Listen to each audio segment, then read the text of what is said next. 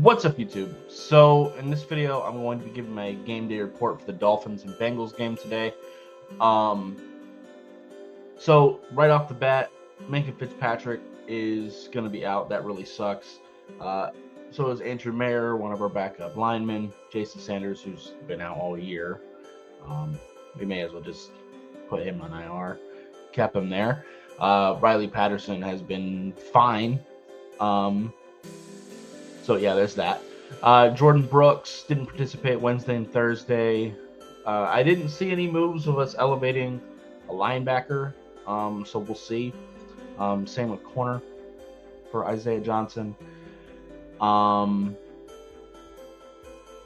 yeah, like I said, we'll see there. Joe Burrow should absolutely be fine.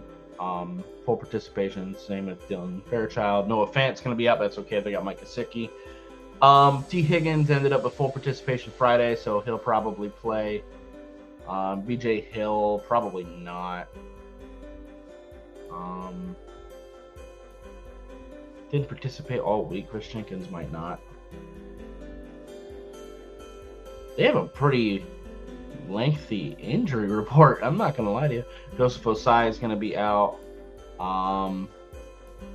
There's Mims. Yeah, full participation. He'll be probably fine. Jamar Stewart is definitely fine. Let's just look at their depth chart. That'll probably give us a better idea.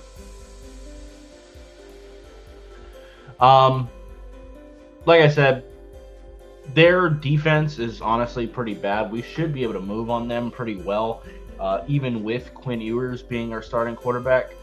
And honestly, I'm interested to see how the offense runs with him this week.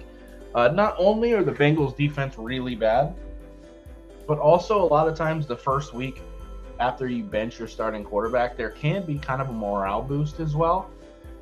So I kind of want to see how that goes. But defensively, I am obviously concerned. Chase Brown is a pretty solid running back, especially in the receiving game. But I mean, the pass game, Joe Burrow, of course. Jamar Chase has still been killing it even without Joe Burrow. T. Higgins, he's still absolutely a threat and looking like he's probably going to be playing. We continue to struggle against tight ends, so Mike Gesicki is definitely still a concern. Offensive line is pretty lackluster. And it turns out, yeah, Dylan Fairchild and Amarius Mims are, in fact, absolutely fine. So we'll see there.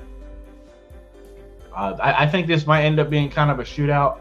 I'm definitely intrigued to see what Quinn Ewers can do. Like I said, we have nothing to lose at this point. We have nothing to really play for, so we may as well just use these last few games to evaluate Quinn Ewers and see what we have there, if he's worth keeping next year or not. So yeah. Looking for Darren Waller to hopefully do some things. Von Achan, of course, is probably going to run all over him. Continue that. Me personally, like I said, I would make Cedric Wilson a healthy scratch this game. Because I don't think we're bringing him back next year. There's really no reason to. I would like to see Taj Washington play a little bit more.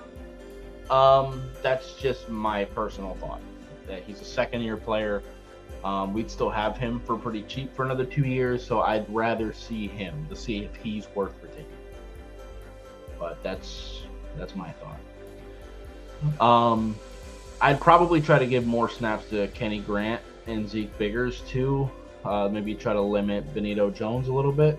Same reason as I just said with Cedric Wilson. I don't know for sure if we're keeping Benito Jones. We'll see. But yeah.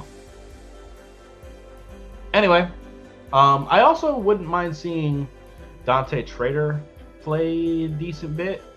See what he can maybe even do it free, even though he is definitely more of a strong. But honestly, you can easily put Ashton Davis at free and put Dante Trader in just strong.